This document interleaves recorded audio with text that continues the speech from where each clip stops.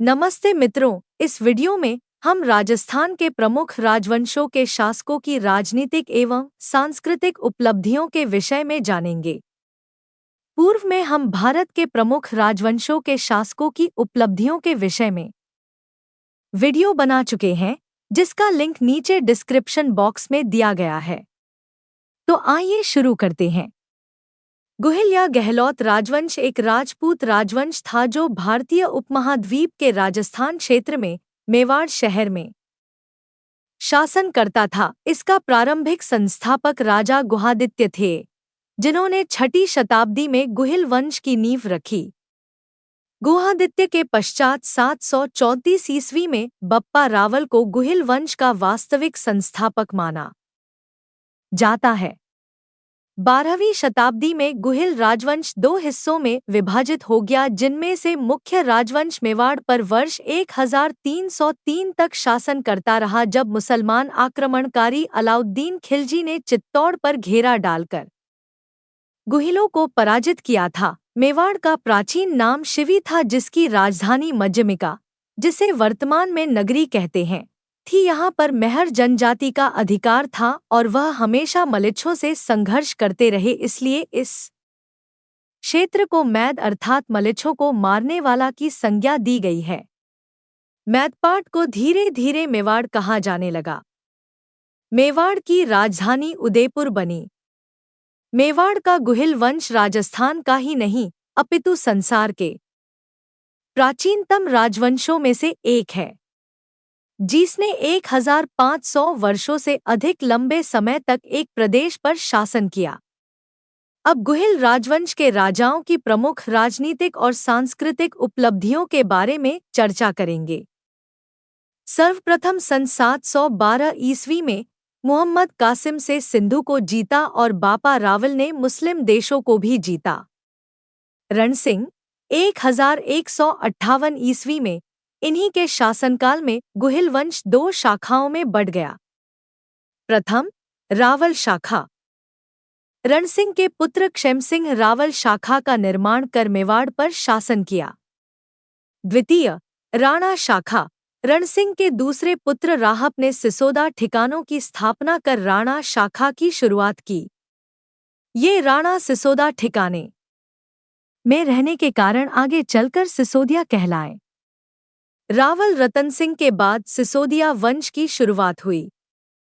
1316 में अलाउद्दीन खिलजी की मृत्यु हो गई, तब सिसोदा गांव के सामंत हम्मीर ने अगले 10 वर्षों में पूरे मेवाड़ पर अधिकार कर लिया और सिसोदा गांव का सामंत होने के कारण उसने एक नए वंश सिसोदिया वंश की स्थापना की। उसे विषमघाटी पंचानन, मेवाड़ का उद्धारक और रसिक प्रिया ग्रंथ में वीर राजा की संज्ञा दी गई है। उसके समय ही नटनी का चबूतरा बनवाया, जो पिछोला झील के तट पर उदयपुर में है। हम्मीर के पश्चात राणा खेता और राणा लाखा शासक हुए। राणा लाखा के समय उदयपुर में जावर की खानों की खोज हुई, जो चांदी की खानें थी। राणा लाखा के समय में 14वीं सदी में पिच्छू नाम बंजारे ने अपने बैल की स्मृति में उदयपुर में पिछौला झील का निर्माण करवाया।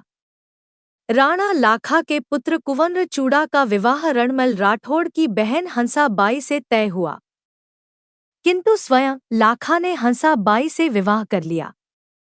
हंसाबाई ने अपने पुत्र को मेवाड़ का शासक बनाने की शर्त रखी, उसे कुंवर चूड़ा ने मान लिया।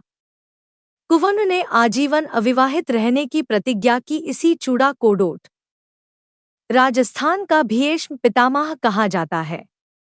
राणा लाखा के पश्चात हंसाबाई से उत्पन्न उसका पुत्र मोकल मेवाड़ का शासक बना।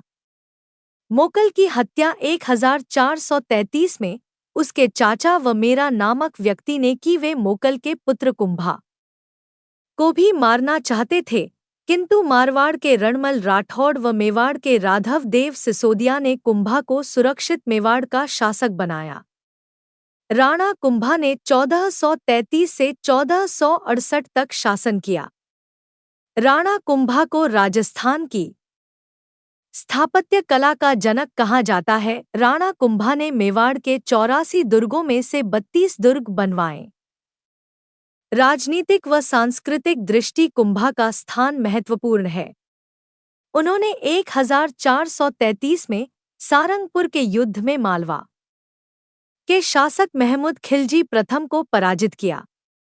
इसी विजय के उपलक्ष्य में 1444 में चित्तौड़ के विजय स्तंभ का निर्माण करवाया। वर्तमान में विजय स्तंभ राजस्थान पुलिस का प्रतीक चिन्ह है। इसके वास्तुकार राव जैता थे। विजय स्तंभ, कीर्ति स्तंभ, कुंभ श्याम मंदिर, मीरा मंदिर, कुंभलगढ़ दुर्ग, राजसमंद, मचान दुर्ग, सिरोही, बसंती दुर्ग, सिरोही, अचलगढ़ दुर्ग, माउंट आबू। राणा कुंभा संगीत के विद्वान थे।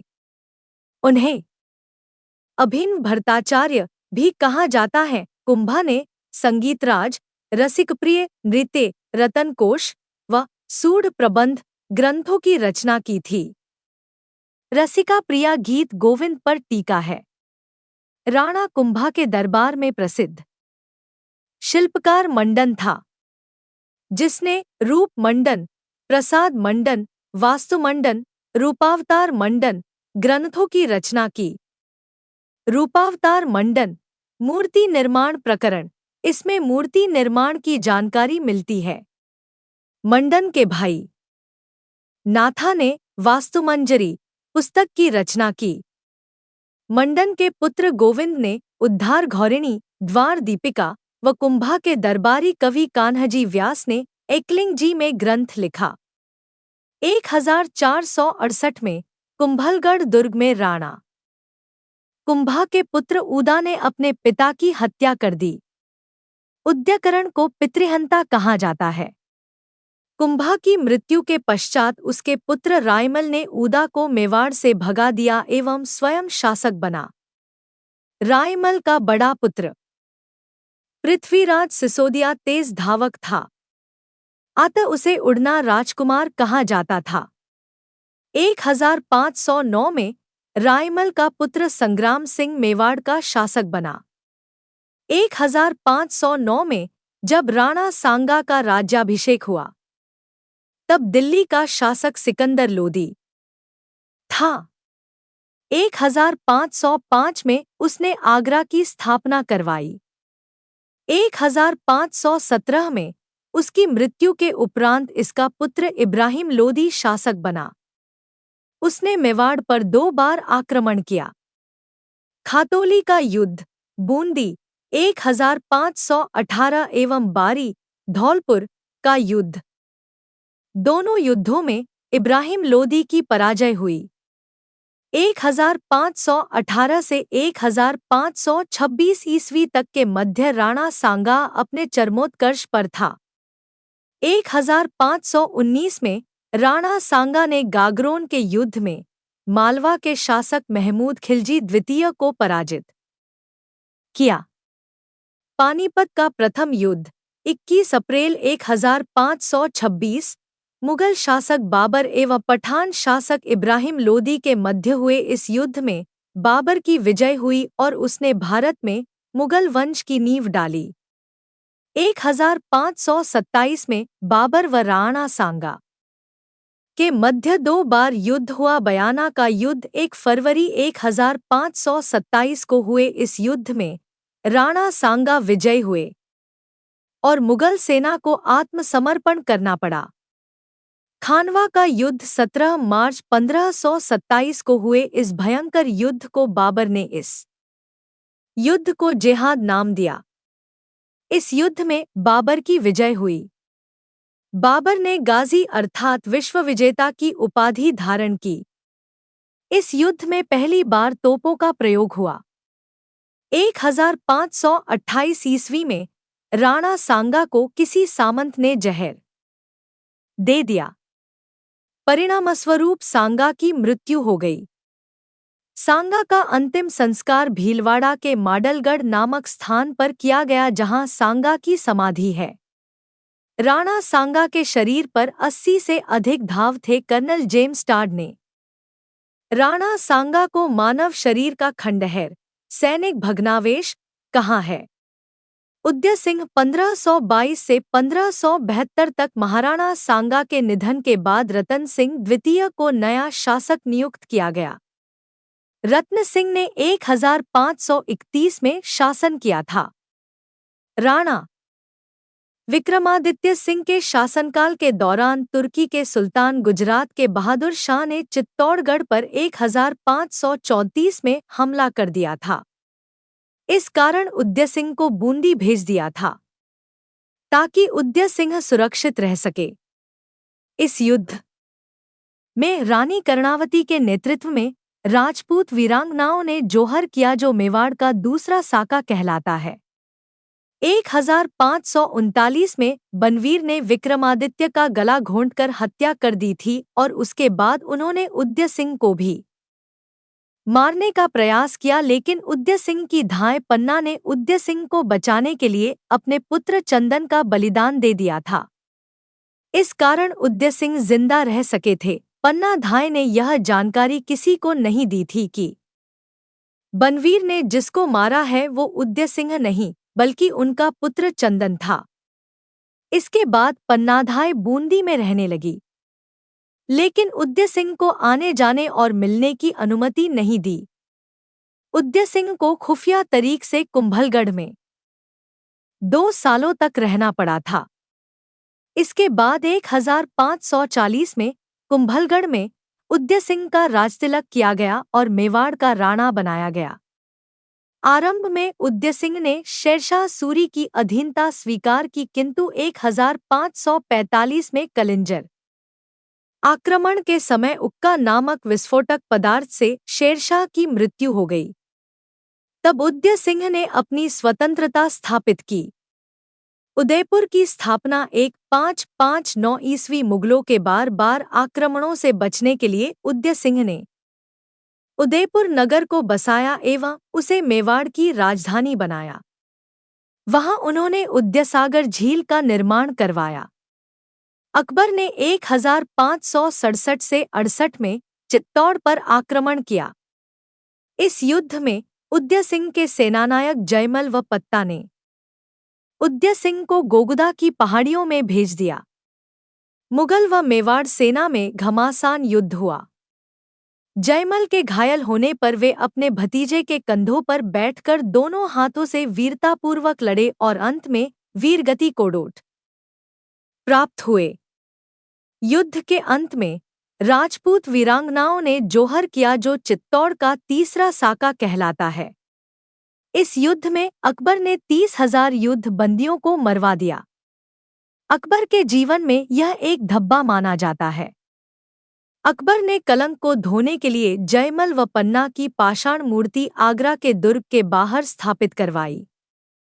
उदय सिंह की मृत्यु 1572 में गोगुदा की पहाड़ियों में उदय सिंह का निधन हो गया तथा उनके पुत्र जगमाल को राजा घोषित किया गया, परंतु कुछ समय पश्चात दरबारियों की समझबूझ से जगमाल को सिंहासन से उतारकर महाराणा प्रताप, जो कि उदय सिंह के बड़े बेटे थे, उन्हें राजा बनाया गया।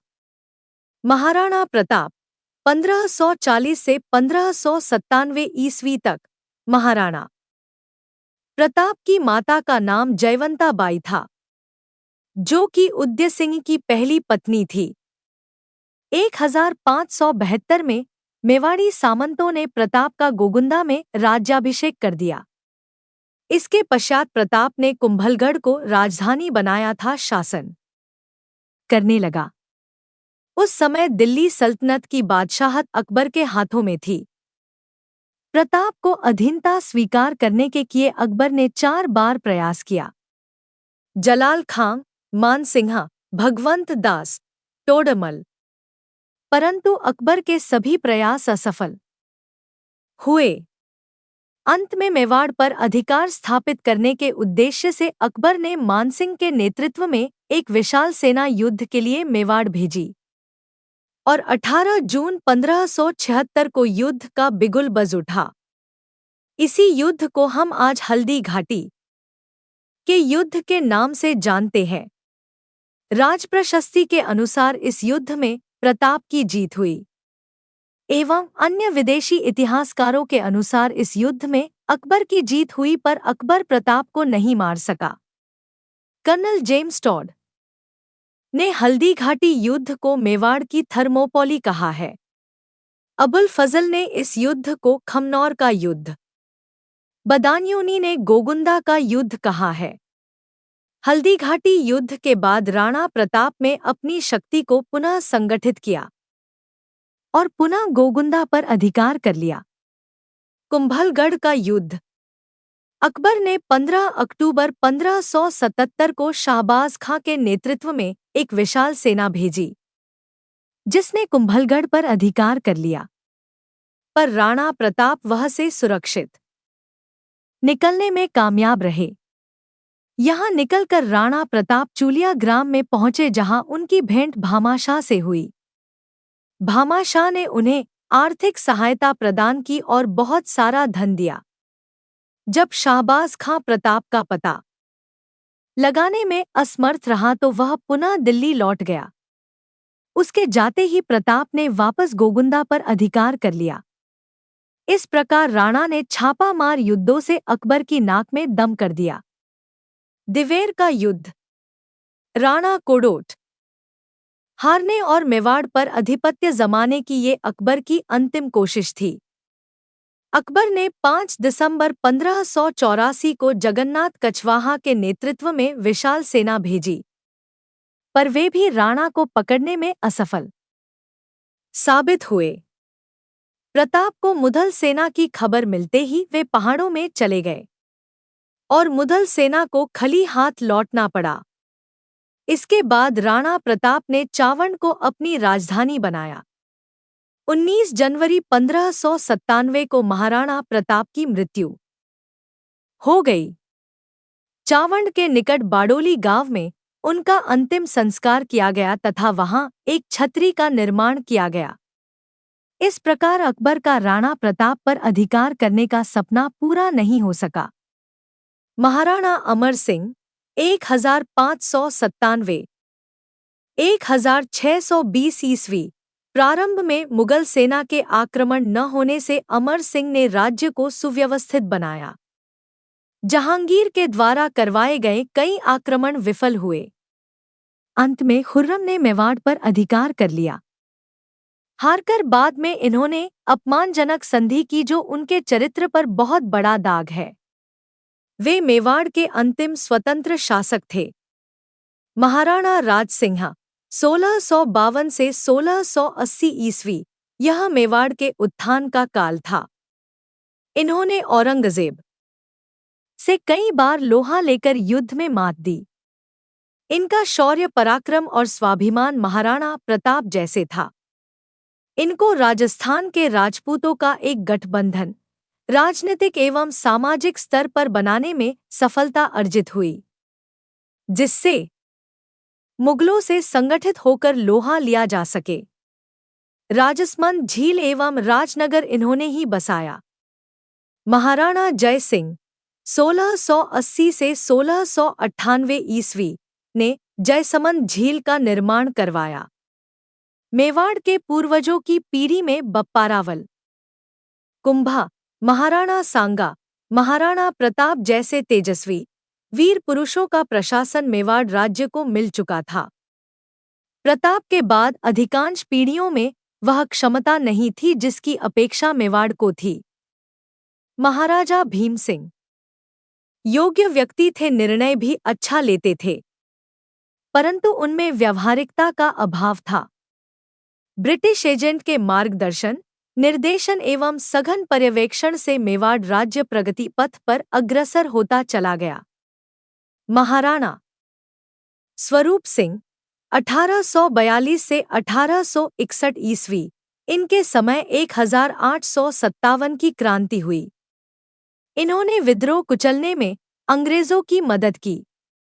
महाराणा फतेह सिंह 1883 से 1930 ईस्वी, सज्जन सिंह के निधन पर शिवरती शाखा के गजसिंह के अनुज एवं दत्तक पुत्र फतेह सिंह को महाराणा बनाया गया। फतेह सिंह कूटनीतिज्ञ, साहसी, स्वाभिमानी और दूरदर्शी थे। संत प्रवृत्ति के व्यक्तित्व थे। इनके कार्यकाल में ही किंग जॉर्ज पंचम ने दिल्ली को देश की राजधानी घोषित करके दिल्ली दरबार लगाया। महाराणा दरबार में नहीं गए। महाराणा भूपाल सिंह 1930 से 1955 इनके समय में भारत को स्वतंत्रता मिली और भारत या पाक मिलने की स्वतंत्रता। भोपाल के नवाब और जोधपुर के महाराज हनुवंत सिंह पाक में मिलना चाहते थे और मेवाड़ को भी उसमें मिलाना चाहते थे। इस पर उन्होंने कहा कि मेवाड़ भारत के साथ था और अब भी वहीं रहेगा। यह कहकर वे इतिहास में अमर हो गए। स्वतंत्र भारत के वृहद राजस्थान संघ के भूपाल सिंह राजप्रमुख बनाए गए। इस तरह 556 ईस्वी में जिस गुहिल वंश की स्थापना हुई, बाद में वही सिसोदिया वंश के नाम से जाना गया, जिसमें कई प्रतापी राजा हुए जिन्होंने इस वंश की मान मर्यादा, इज्जत और सम्मान को न केवल बढ़ाया बल्कि इतिहास के गौरवशाली अध्याय में अपना नाम जोड़ा। गुहिलों के बाद बात करते हैं प्रतिहार वंश के राजाओं की उपलब्धियों की। इन राजाओं की कीर्ति गुर्जर प्रदेश अर्थात राजस्थान के नागौर जिले में स्थित डीडवाना से लेकर गुजरात तक से विस्तारित हुई। इस कारण इन्हें गुर्जर प्रतिहार भी कहा जाता है। प्रतिहारों ने बड़ी संख्या में देश के विभिन्न भागों में दुर्गों का निर्माण किया।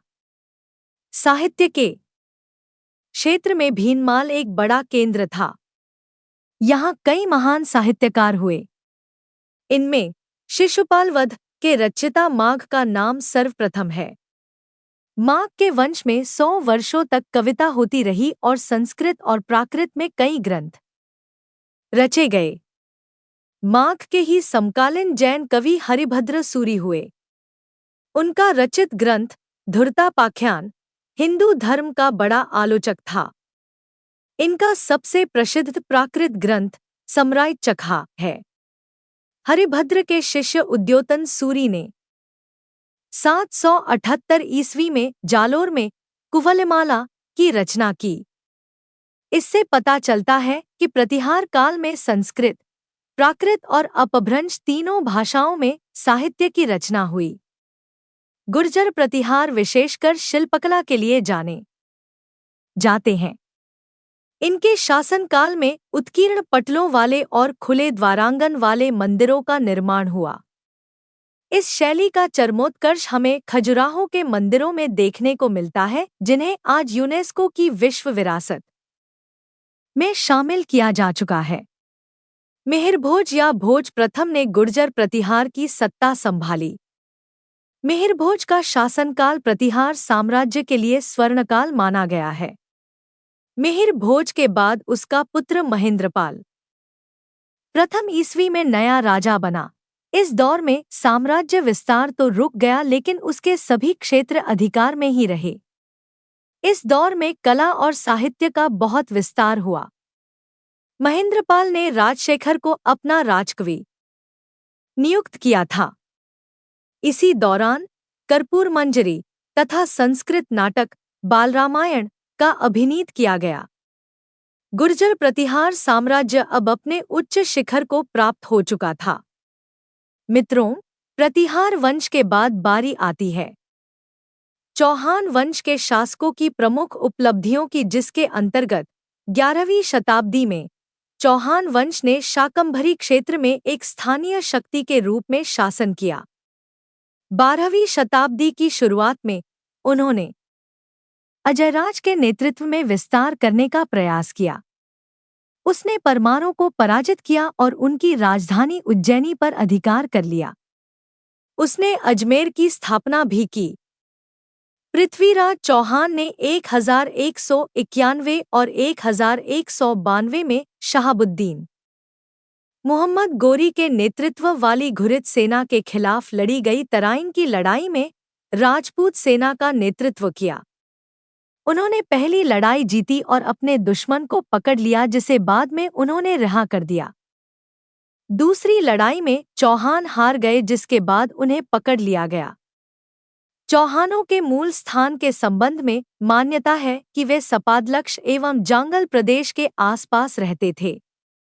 उनकी राजधानी अहिच्छत्रपुर नागौर थी। सपादलक्ष के चौहानों का आदिपुरुष वासुदेव चौहान था, जिसका समय 551 ईस्वी के लगभग अनुमानित है। बिजौलिया प्रशस्ति में वासुदेव को सांभर झील का निर्माता माना गया है। इस प्रशस्ति में चौहानों को डोट वत्सगोत्रीय ब्राह्मण बताया गया है। प्रारंभ में चौहान प्रतिहारों के सामंत थे, परंतु गुवक प्रथम, जिसने हर्षनाथ मंदिर सीकर के पास का निर्माण कराया, स्वतंत्र शासक के रूप में उभरा। अजयराज चौहान ने 1113 में अजमेर की स्थापना की। उसके पुत्र अर्णोराज ने अजमेर में आनासागर झील का निर्माण करवाकर जनोपयोगी कार्यों में भूमिका अदा की। चौहान शासक विग्रहराज चतुर्थ का काल सपादलक्ष का स्वर्ण युग कहलाता है। उसे बीसलदेव और कवि बांधव भी कहा जाता था। उसने हरकेली नाटक और उसके दरबारी विद्वान सोमदेव ने ललित विग्रहराज नामक नाटक की रचना करके साहित्य स्तर को ऊंचा उठाया। विग्रहराज ने अजमेर में एक संस्कृत पाठशाला का निर्माण करवाया, जिस पर आगे चलकर कुतुबुद्दीन ऐबक ने 2.5 दिन का झोंपड़ा नामक मस्जिद का निर्माण करवाया। विग्रहराज चतुर्थ एक विजेता था। उसने तोमरों को पराजित कर दिल्ली को जीता। रणथंभौर के चौहान वंश की स्थापना पृथ्वीराज चौहान के पुत्र गोविंदराज ने की थी। यहाँ के प्रतिभा संपन्न शासकों में हम्मीर का नाम सर्वोपरि है। दिल्ली के सुल्तान जलालुद्दीन खिलजी ने हम्मीर के समय रणथंभौर पर असफल आक्रमण किया था। अलाउद्दीन खिलजी ने 1301 में रणथंभौर पर आक्रमण कर दिया। इसका मुख्य कारण हम्मीर द्वारा अलाउद्दीन खिलजी के विरुद्ध मंगोल शरणार्थियों को आश्रय देना था। किला न जीत पाने के कारण अलाउद्दीन ने हम्मीर के सेनानायक रणमल और रतिपाल को लालच देकर अपनी ओर मिला लिया। हम्मीर ने आगे बढ़कर शत्रु सेना का सामना किया, पर वह वीरगति को प्राप्त हुआ। हम्मीर की रानी रंगादेवी और पुत्री ने जौहर व्रत द्वारा अपने धर्म की रक्षा की। यह राजस्थान का प्रथम जौहर माना जाता है। हम्मीर के साथ ही रणथंभौर के चौहानों का राज्य समाप्त हो गया। हम्मीर के बारे में प्रसिद्ध है तिरियातिल हम्मीर हट चढ़े न दूजी बार। जालौर की चौहान शाखा का संस्थापक कीर्तिपाल था। प्राचीन शिलालेखों में जालौर का नाम जाबालिपुर और किले का सुवर्णगिरी मिलता है, जिसको अपभ्रंश में सोनगढ़ कहते हैं। इसी पर्वत के नाम से चौहानों की यह शाखा सोनगरा कहलाई।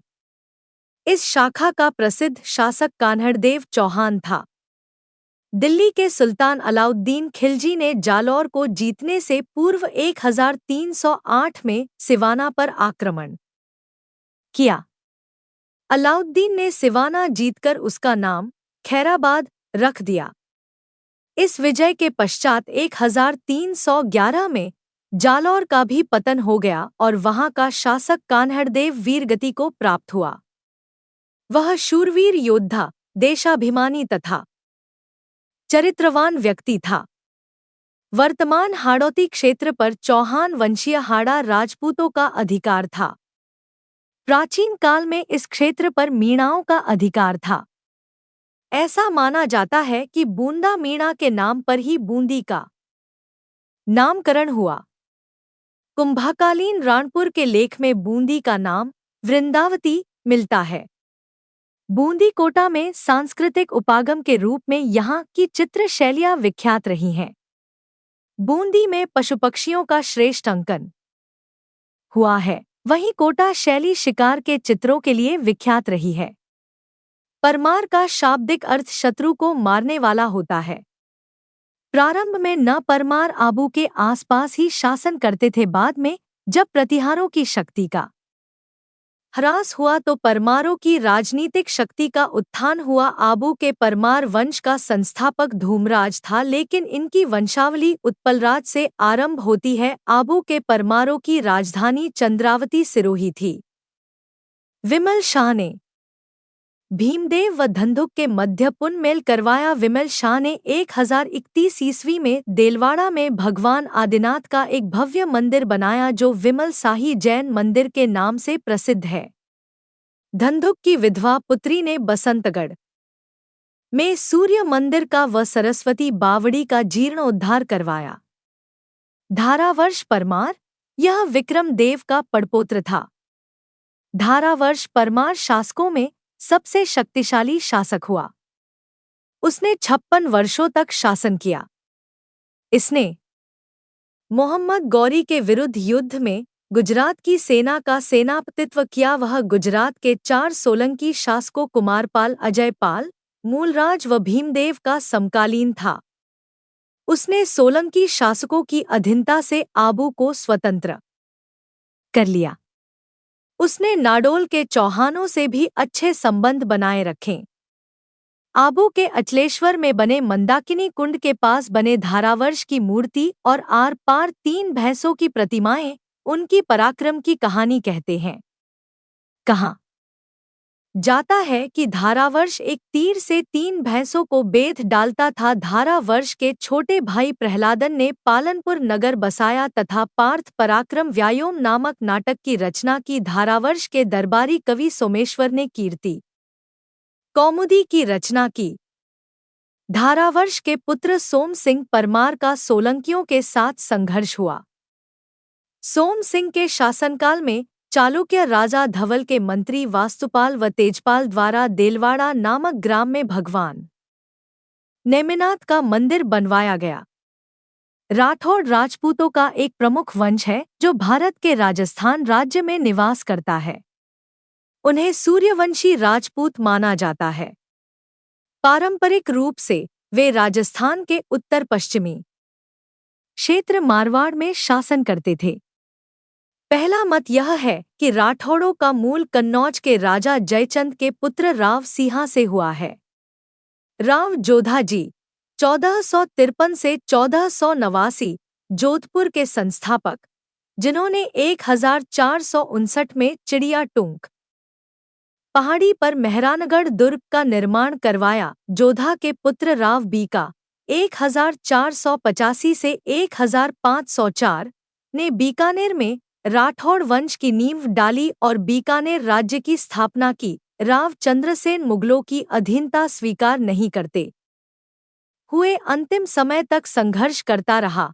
इस कारण उन्हें मारवाड़ का महाराणा प्रताप एवं मारवाड़ का भुला भटका शासक कहते हैं। बीकानेर के सिंहासन पर बैठे महाराजा कर्ण सिंह को अन्य राजपूत शासकों ने जागलधर बादशाह की उपाधि दी। देशनोक में करणी माता मंदिर का निर्माण करवाया। कर्ण सिंह ने शाहजहां और औरंगजेब 2 मुगल बादशाहों की सेवा की। महाराजा अनूप सिंह 1669 से 1698, औरंगजेब ने इन्हें महाराजा एवं माही भ्रातिव की उपाधियां प्रदान की। अनूप सिंह विद्वान और संगीत प्रेमी थे।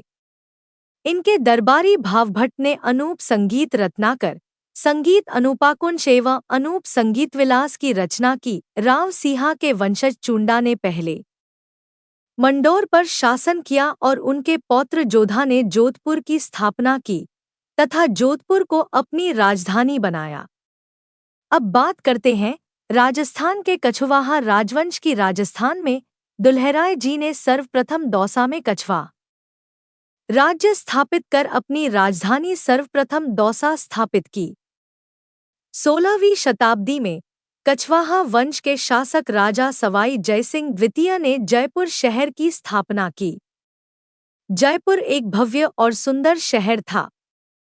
सवाई जयसिंह द्वितीय एक विद्वान और प्रशासक भी थे। उन्होंने कई वैज्ञानिक और खगोलीय उपकरणों का निर्माण करवाया। कछवाहा वंश के शासकों ने राजस्थान के उत्तरी भाग में कई किले और दुर्गों का निर्माण करवाया। कछवाहा वंश के शासकों ने मुगलों के खिलाफ कई युद्ध लड़े और उन्हें कई बार पराजित किया। कछवाहा वंश के शासकों ने जयपुर, आमेर, अलवर और अन्य कई शहरों की स्थापना की। जयसिंह द्वितीय को खगोल विज्ञान में गहरी रुचि थी। उन्होंने कई खगोलीय उपकरणों का निर्माण करवाया, जिनमें जंतर मंतर, उज्जैन का रामटेक और दिल्ली का लाल किले का जंतर मंतर शामिल हैं। इन उपकरणों का उपयोग ग्रहों और तारों के अध्ययन के लिए किया जाता था। कछवाहा राजवंश के शासकों ने राजस्थान के उत्तरी भाग में कई किले और दुर्गों का निर्माण करवाया। उन्होंने जयपुर, आमेर, अलवर और अन्य कई शहरों की स्थापना की। उन्होंने कई वैज्ञानिक और खगोलीय उपकरणों का भी निर्माण करवाया। राजा भारमल के पश्चात कछवाहा शासक मानसिंह अकबर के दरबार का योग्य सेनानायक था। रणथंभौर के 1569 के आक्रमण के समय मानसिंह और उसके पिता भगवानदास अकबर के साथ थे। मानसिंह को अकबर ने काबुल, बिहार और बंगाल का सूबेदार नियुक्त किया था। वह अकबर के नवरत्नों में शामिल था। कछवाहा शासकों में सवाई जयसिंह द्वितीय 1700 से 1743 का अद्वितीय स्थान है। वह राजनीतिज्ञ, कूटनीतिज्ञ, खगोलविद, विद्वान एवं साहित्यकार तथा कला का पारखी था। वह मालवा का मुगल सूबेदार रहा था। जयसिंह ने मुगल प्रतिनिधि के रूप में जाटों का दमन किया। उसने 1725 में नक्षत्रों की शुद्ध सारणी बनाई और उसका नाम तत्कालीन मुगल सम्राट के नाम पर जीज-मोहम्मद-शाही नाम रखा। 1749 में महाराजा ईश्वरी सिंह ने 5 खंडों की इमारत ईसरलाट का निर्माण कराया। जयपुर का सिंबल बन चुके हवामहल को निर्माण सवाई प्रताप सिंह ने कराया। महाराजा राम सिंह द्वितीय ने जयपुर को खूबसूरत बनाने में बेहतरीन प्रयास किए। उन्होंने जयपुर परकोटा से दक्षिण की ओर विशाल उद्यान रामनिवास बाग बनवाया। जयपुर को गुलाबी रंग देने का श्रेय भी महाराजा राम सिंह को जाता है। मित्रों, आशा करते हैं हमारे द्वारा दी गई जानकारी आपके लिए उपयोगी साबित होगी। आपके सिलेबस से संबंधित अन्य वीडियो के लिंक नीचे डिस्क्रिप्शन बॉक्स में दिए गए हैं। आपका भविष्य उज्जवल हो। बहुत बहुत धन्यवाद।